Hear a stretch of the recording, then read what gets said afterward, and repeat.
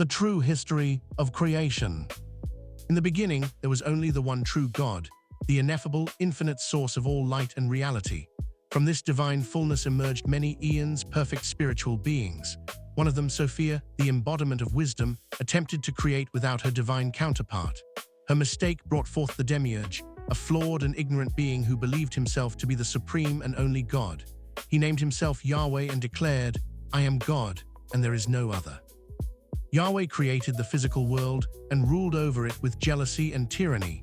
Yet he was never the only God. The Norse gods, the Greek and Egyptian pantheons, the Hindu devas, the Aztec deities, and many others existed and governed their own domains across the cosmos. The Garden of Eden and the first of humanity. Yahweh fashioned a paradise known as Eden, working from the earlier creations of the Sumerian gods El, Enki, and Enlil, who had already formed proto-humans from clay to serve as workers. Yahweh took these beings and further experimented on them. In the center of Eden, he planted two sacred trees, the tree of knowledge and the tree of life. These trees were manifestations of the same primordial life force that later appeared across the world as the peaches of immortality in Japan, the golden apples of Idun in the north, the plant of rebirth that the serpent took from Gilgamesh, and the divine nectar of the Greek gods.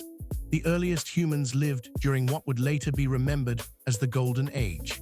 They were androgynous, male and female combined in single perfect beings. Yahweh split them into two, creating Adam and Eve, and forbade them from eating the fruit of the tree of knowledge, fearing they would become like the true gods above him. A wise serpent, an emissary from the higher realms, not Satan, encouraged Eve to eat the fruit so humanity could awaken from spiritual ignorance. Adam and Eve gained knowledge, were cast out of Eden, and began the long struggle of mortal life. Their sons Cain and Abel soon followed. Cain slew Abel after Yahweh favored Abel's blood sacrifice, the first murder born from divine jealousy. The Watchers and the Rebellion. As humanity multiplied, a group of powerful angels known as the Watchers descended from heaven.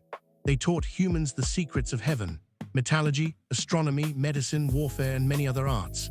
Many of these angels took human wives and fathered giant offspring called the Nephilim. Their actions angered Yahweh, who sent a great flood to destroy the corrupted world. By this time, the world had become filled with violence, corruption, and the giant Nephilim offspring of the Watchers. Yahweh looked upon his creation with disgust and decided to erase it. He commanded the heavens to open and unleash a global deluge. But Enki, the wise and rebellious god who had helped shape humanity, could not stand by. Defying the other gods, Enki secretly contacted a righteous man and gave him detailed instructions to build a great ark.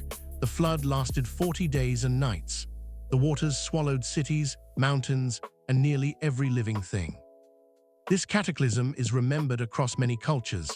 As the flood of Noah in Hebrew tradition, the story of Utnapishtim in Sumeria, Deucalion's flood in Greece, and in many other ancient records around the world. When the waters receded, humanity was given a second chance, thanks not to Yahweh, but to Enki's defiance.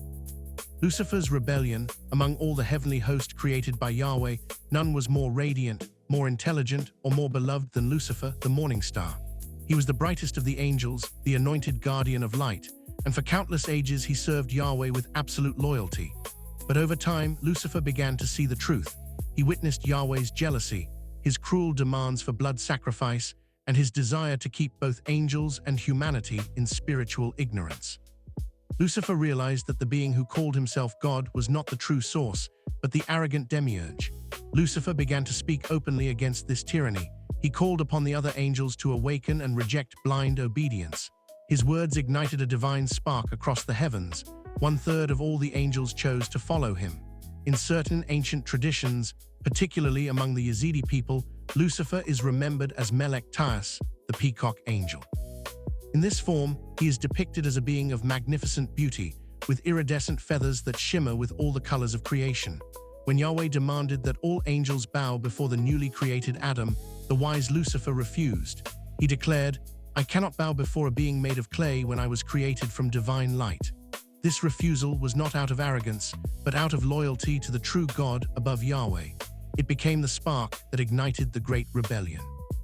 What followed was the most cataclysmic war the cosmos had ever witnessed, the war in heaven. Lucifer, in his radiant peacock angel form, led his rebel forces with unmatched brilliance and charisma. Heavenly legions clashed in battles of pure light and fire. For a time, victory seemed possible, but Yahweh's remaining forces, led by the archangel Michael, eventually overwhelmed the rebels. Lucifer fought valiantly, his feathers blazing with celestial fire, but he was ultimately defeated. As punishment, Yahweh cast Lucifer and all who followed him out of heaven.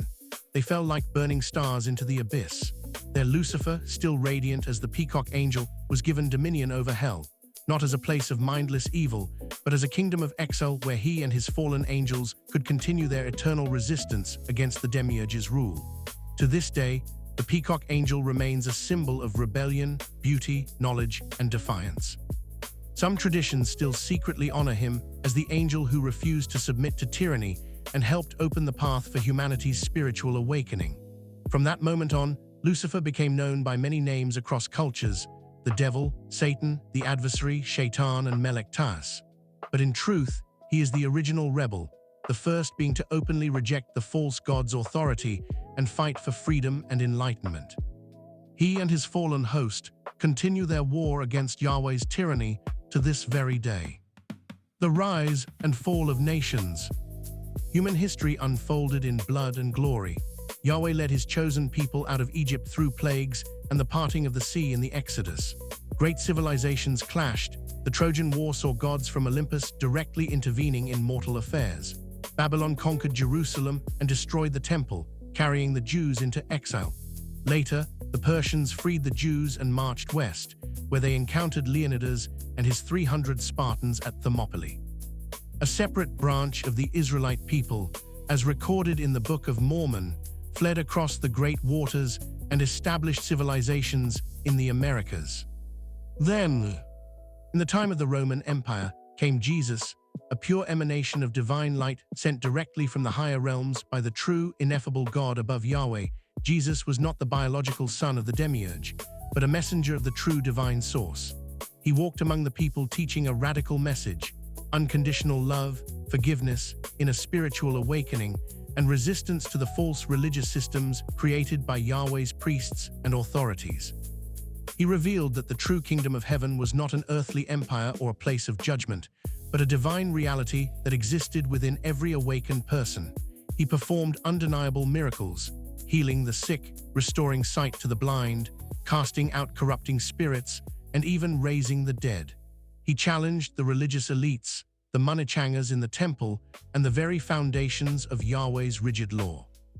He taught in parables that contained hidden layers of Gnostic wisdom for those with eyes to see. The forces aligned with Yahweh grew terrified of his growing influence. They conspired against him. Jesus was betrayed by one of his own disciples, arrested, brutally scourged, and crucified under Roman authority at the insistence of the religious leaders. But death could not hold him. Jesus descended into hell, where he confronted and conversed with Lucifer and the fallen angels. There he shared knowledge of the true God and the coming liberation. On the third day, he rose from the tomb in a glorified body. He appeared to his followers, taught them deeper mysteries for 40 days, and then ascended into the higher realms. Before his ascension, Jesus made a solemn promise. He would return in the last days, not as a gentle teacher, but as a liberator. He would confront Yahweh, the demiurge, directly, expose the deception, defeat the forces of spiritual tyranny, and help awaken humanity to their true divine nature. This return, known as the Second Coming, is still awaited. Many signs suggest the final confrontation between the false god and the true divine order is drawing near.